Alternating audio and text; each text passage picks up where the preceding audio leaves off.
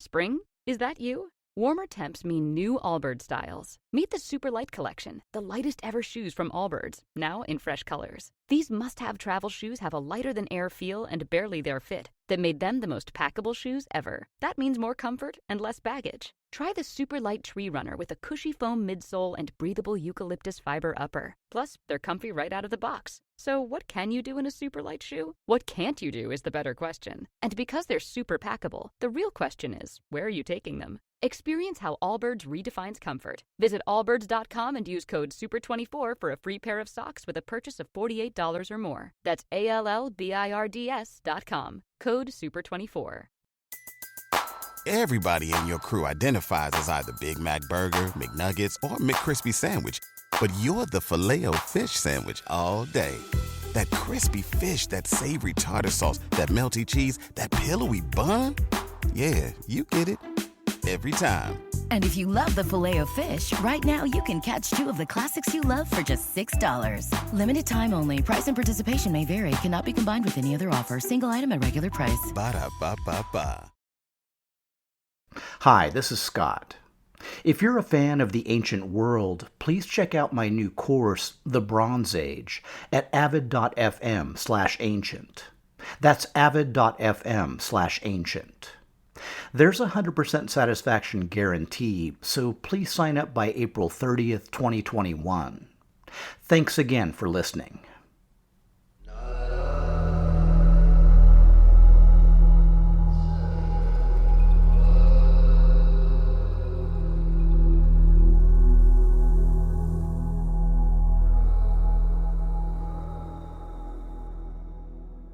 The Taurus Mountains dominate southeastern Anatolia, separating the Anatolian Plateau from the Mediterranean coast. From time immemorial, the range has been associated with fierce storms, which is why it gets its name from the bull, the Proto-Indo-European Tauros, the symbolic animal of most of the local storm gods.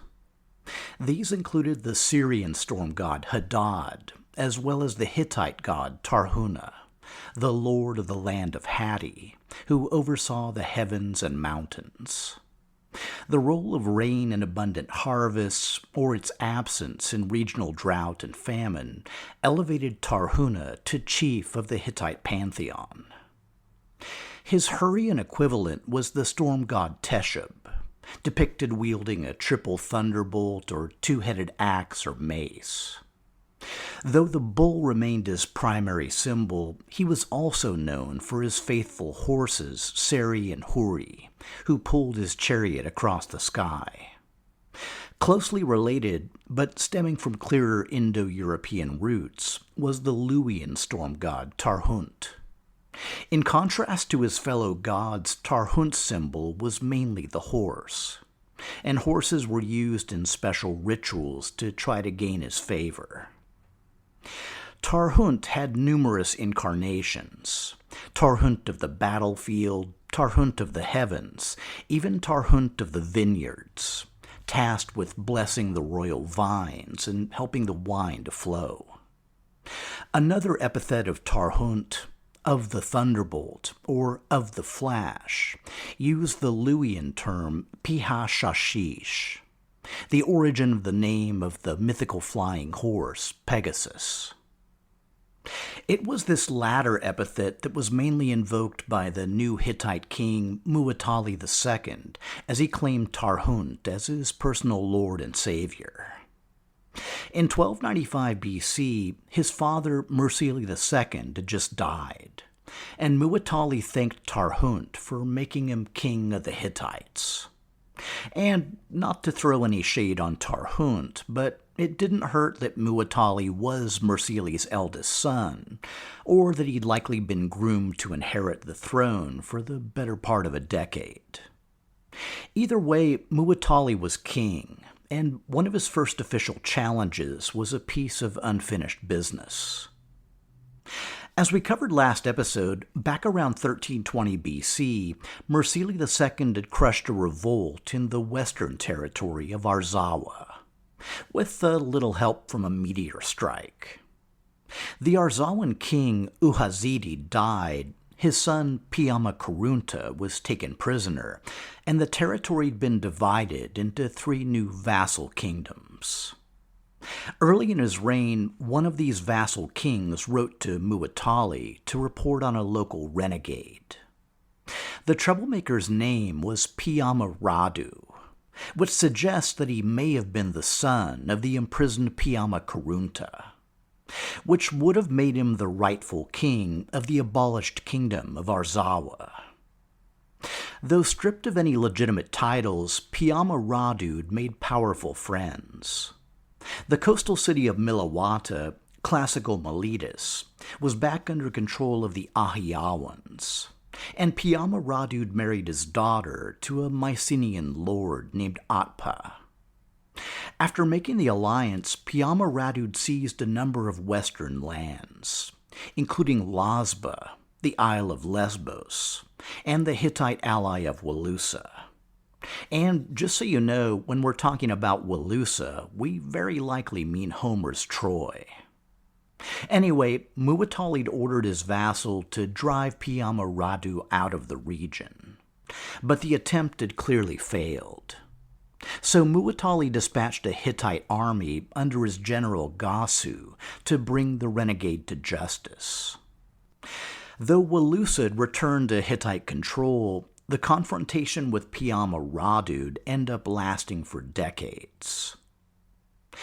Despite its tenacity and long duration, the Western conflict isn't the one that Muwatalli's best known for.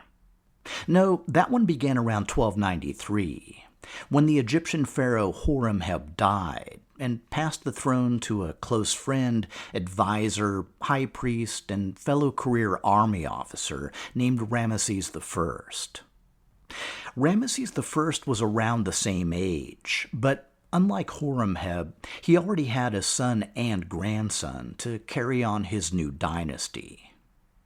2 years later, when Ramesses died, the throne passed to his son, Seti I. Seti quickly proved himself an energetic and skillful ruler, whose primary goal was restoring Egypt as a major regional power. In his first regnal year, 1291, he began cementing Egypt's hold on the lands of southern Syria. Forts were attacked and prisoners of war were carted off to be ritually executed in the Temple of Amun at Karnak. But this was only the warm-up. After gaining control of southern Syria, Seti turned his attention north to the lands of Qadesh and Amurru. According to historian Trevor Bryce, these kingdoms had, in the past, fluctuated in their allegiance between Egypt and Hatti. Although they had been Hittite vassals since the latter part of Suppiluliuma's reign, Egypt had never accepted the legitimacy of Hittite control over them. He also notes that while Muwatalli was preoccupied with western Anatolia, both Qadesh and Amurru fell to the pharaoh. The Egyptian army struck so quickly that they faced only minimal resistance. King Nikmadu of Qadesh, whom Mursili II had placed on the throne, likely fled to nearby Aleppo, where the Hittite viceroy Talmi Sharuma sent word to the Hittite king. Meanwhile, the pharaoh entered the city of Qadesh in triumph and erected a victory stele. Seti I was accompanied on campaign by his son, the pharaoh's offspring by his royal queen, Tuya. The boy was named after his grandfather, Ramesses, or Ra is the one who bore him. Muwatalli acted quickly, leading an army down to Qadesh to restore it to Hittite control. In a later monument raised at Karnak, the pharaoh Seti I records smiting the Asiatics, beating down the Hittites, slaying their chiefs, and charging among them like a tongue of fire. But in reality, he'd likely already left, and Egyptian forces garrisoning the city quickly pulled back south. For Seti, it had been less an attempt to conquer and hold, and more an attempt to illustrate how easily, quickly, and deeply he could strike into Hittite Syria. For Muwatalli, it was apparently lesson learned. There are no written records, but it's commonly assumed that in the wake of the conflict, Muwatalli and Seti reached an understanding. Everything south of Qadesh was Egyptian, while everything north was Hittite. Understanding or no, Muwatalli faced a real dilemma. Protecting the Hittite capital of Hattusili had traditionally been a full-time job, particularly against the constantly hostile Qadesh. But now Syria also needed defense against a militant Egyptian dynasty.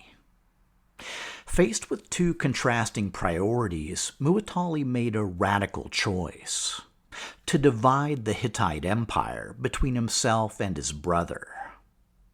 His decision was actually a bit more radical, because his younger brother Hattusili was to remain behind in charge of Hatti, while Muwatalli went off south to construct a brand new capital. To be clear, he wasn't just setting up some staging ground for a future war with Egypt. That arguably could have been done without the king's presence. No, what he was actually doing was transferring his family, his court, and all the gods of the Hittite pantheon to a virgin site with no former history, or possibly even a name. And given the fact that no previous Hittite king had abandoned Hattusili without being physically driven out, there was likely a bit more to the story. As I mentioned, Muwatalli had a strong devotion to the Luwian storm god Tarhunt, and he named his new capital Tarhuntassa, the city of Tarhunt, which suggests that there may have been an Akhenaten aspect, getting some distance from the traditional capital to more freely worship his god.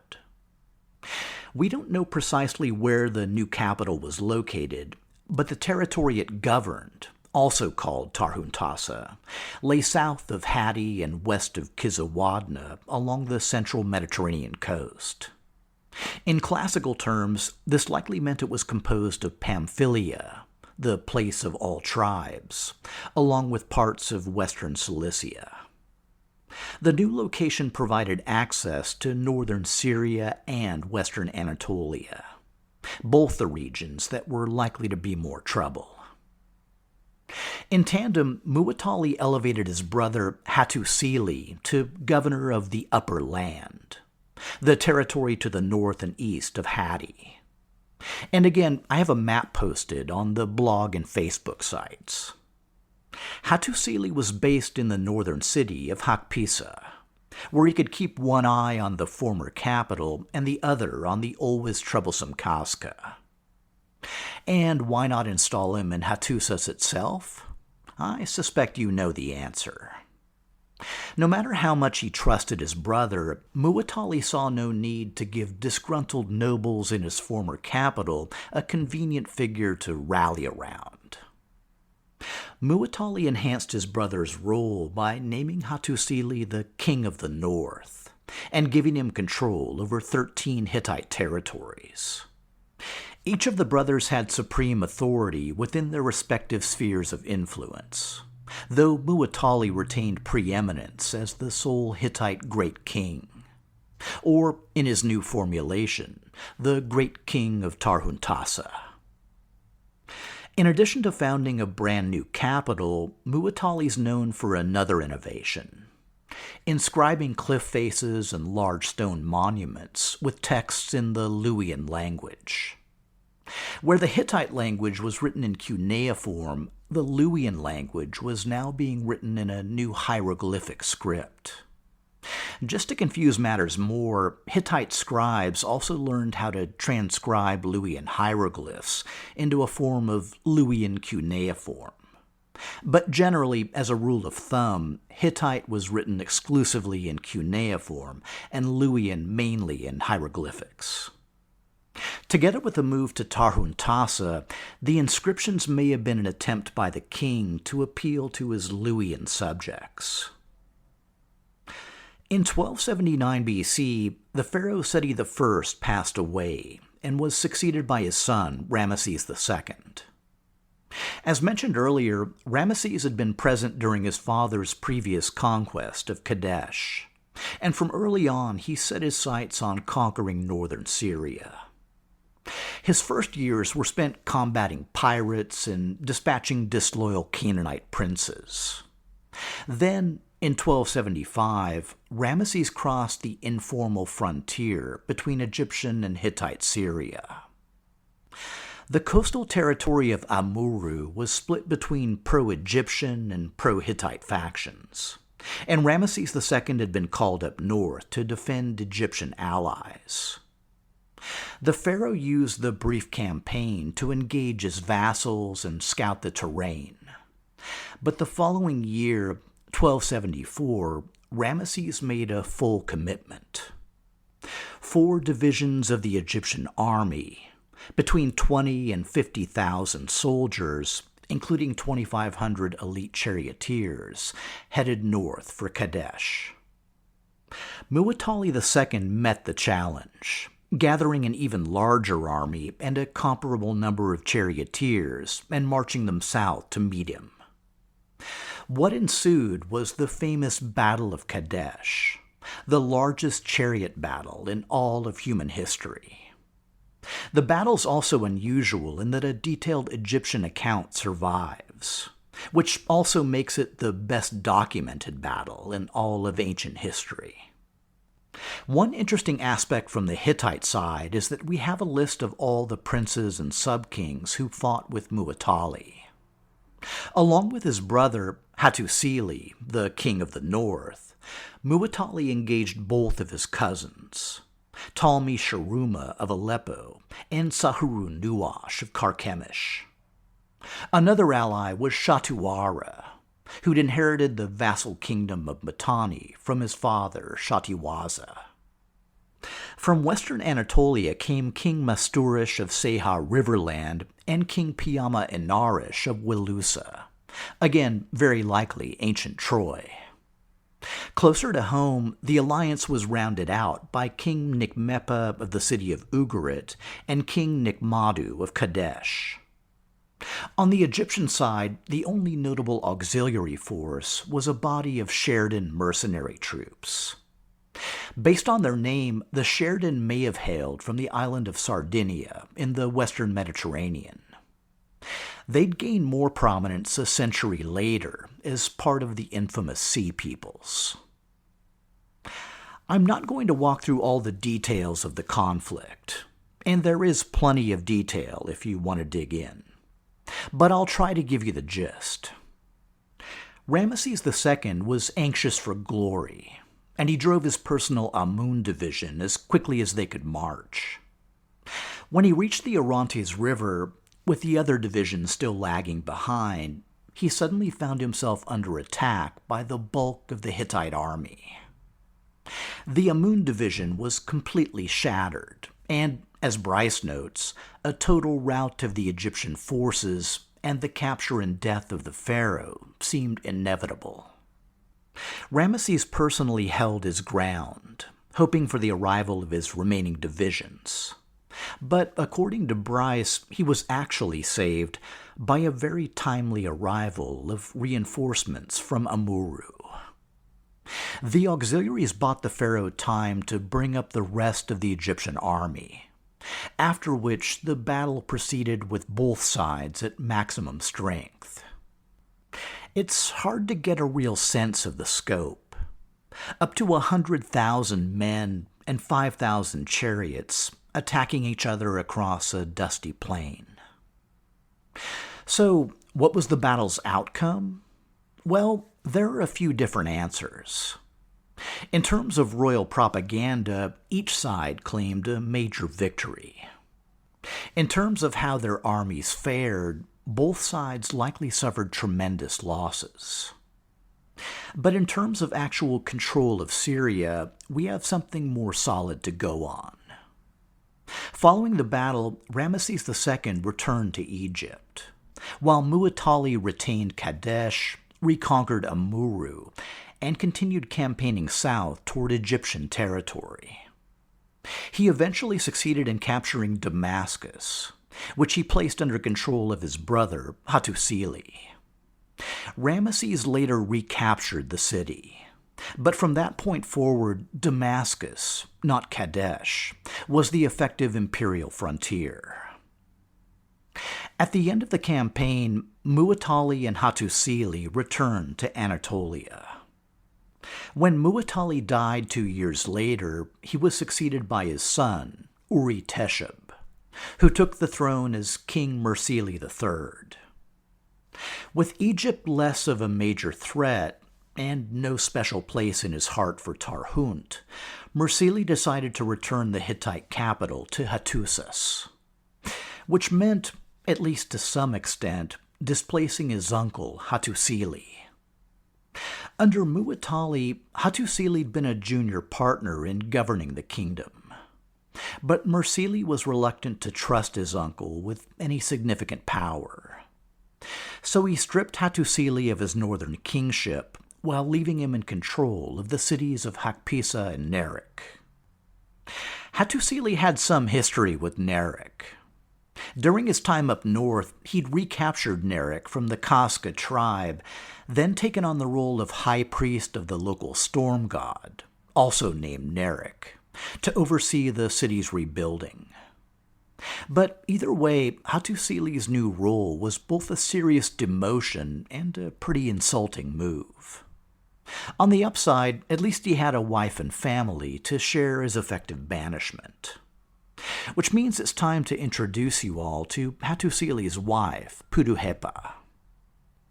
Puduhepa, Hurrian for the sun goddess Hepat creates, was a native of Kizawadna. I mentioned last episode that this was the Anatolian territory south of the Halys, approaching the Mediterranean coast in northwest Syria, that was mainly populated by Luwians and Hurrians. Puduhepa was the daughter of a priestly family from the city of Lawazantaya.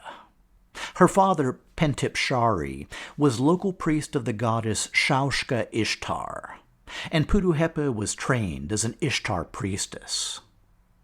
While returning from the Battle of Qadesh, the Hittite prince Hattusili happened to pass through the city, and the minute he spotted Puduhepa, he apparently fell pretty hard. Though it's also worth noting that, at the time, he was the 35-year-old hero of the Battle of Qadesh, and she was only 15. A royal marriage was quickly arranged, and Hattusili and Puduhepa set off for his northern kingdom, which is where they ruled for the next 2 years, until Mursili inherited the throne. Stripped of power and exiled from court, the couple were left with plenty of time to nurse a slow resentment. But Mursili couldn't really worry about that. He had bigger fish to fry. First off, the pharaoh Ramesses II had returned to northern Syria, capturing the cities of Dapur and Tunip and installing Egyptian garrisons, which, to be honest, was mainly an annoyance, since the Hittites were unable to retake the cities, but the Egyptians were also stuck inside with no real means to expand. But Mursili also had a much bigger problem. Without consulting him or getting permission, Mursili's vassal, King Shatuara of Mitanni, had launched an attack on Assyria. It may have been a preventative move, but either way, it did not go well. The current Assyrian king, Adad-nirari, defeated Shatuara, threw him in chains, and dragged him off to the capital of Assur. Once there, he was forced to swear public fealty to the Assyrians and pledged to give them yearly tribute for all the days of his life. If you picture Mitanni being cut by the Euphrates, Suppiluliuma annexed the western half way back in 1327. Now Assyria controlled the eastern half, including its capital, Washukani. And this wasn't Adad-Nirari's first big conquest. He'd already humbled Kassite Babylonia. But regardless of the growing threat and the loss of his Mitanni vassal, Mursili decided not to campaign against him. Adad-Nirari apparently took his non-action as a no-hard-feelings kind of thing, and decided to shoot Mursili a friendly letter. In it, he called himself Great King, called Mursili his brother, and invited himself to visit the Amanna Mountains in Hittite-controlled northern Syria for a royal bonding retreat. In response, Mursili showed that, at least in terms of passive aggression, the Hittites remained the unchallenged regional superpower. "So, you've become a great king, have you? But why do you still continue to speak about brotherhood and coming to Mount Amanna? For what reason should I call you brother? Do those who are not on familiar terms with each other call each other brother? Why then should I call you brother? Were you and I born of the same mother?" So, yeah, super uncomfortable. And it's a pretty safe bet that Adad-Nirari took him off the Christmas card list. But sadly, Mursili's troubles were only just beginning. And this next one was basically all his fault. I mean, it was bad enough that he'd shuffled Hattusili off to relative obscurity up north. But for whatever reason, in 1265, he replaced his uncle as Lord of Hakpissa and Nerik, which left Hattusili with nothing but one small fortress. Hattusili was a very proud man. Not only had he effectively co-ruled the empire with his older brother, Muwatalli, but he'd spent decades defending the northern frontier against constant imminent threats. As he himself recorded, "To whatever land of the enemy I turned my eyes, none of them could turn my eyes back. I conquered the lands of the enemy, one after the other. The favor of my lady Ishtar was always with me."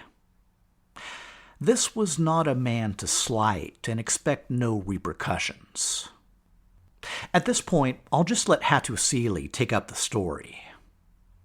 "For 7 years I submitted to the king, but at a divine command and with human urging, Mursili sought to destroy me.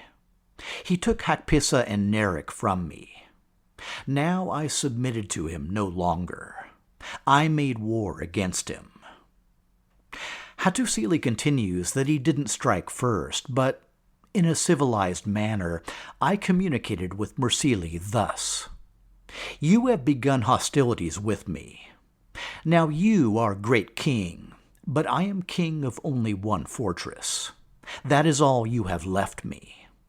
Come, Ishtar of Samuha and the storm god of Nerik shall decide the case for us." Mursili apparently answered the call. I mean, really, how could he not? The problem was, by marching the Hittite army up north, he was taking the fight to his uncle's turf, a land of generals, soldiers, and tribes, all potentially loyal to Hattusili. Mursili tried to even the odds by enlisting some local support of his own, a former prince of the upper land named Sipazidi. But in the end, it made no discernible difference. Mursili based himself in the city of Samuha and started to plan his assault. But Hattusili marched south, surrounded the city, and eventually forced his surrender. Without a blow being struck, Mursili III was overthrown, and Hattusili III had become the Hittite Great King, and was immediately confronted with 2 thorny issues. The first, of course, was what to do with Mursili III, now back to his birth name of Urhi-Teshub. According to Bryce, banishment from the capital was the traditional punishment imposed on members of the royal family who had fallen from grace or been removed from power, preferably to a location far from the seat of power but still under Hittite control. Hattusili chose the Nuhashi lands in Syria as the place of exile. The new king likely ordered the Hittite viceroys of Aleppo and Carchemish to keep a wary eye on their royal cousin. The second thorny issue was Urhi-Teshub's brother, Muwatalli's other son, Qarunta. For years, possibly decades, Qarunta had been raised in Hattusili's household alongside his own children in the northern city of Hakpissa. Hattusili wanted to honor his brother's son, but was wary of giving him too much power. In the end, Hattusili granted Qarunta the vassal kingship of Tarhuntassa, Muwatalli's former capital. The posting had a pretty strong downside. Tribesmen from Lucca, classical Lycia, had recently invaded Tarhuntassa, and Qarunta had to begin his rule by fighting to reclaim lost territory. The arrangements made by the new great king were reasonable, given the circumstances. But the circumstances themselves were pretty strained, and Hattusili knew that only a successful kingship would help to banish lasting memories of his dubious claim to the throne.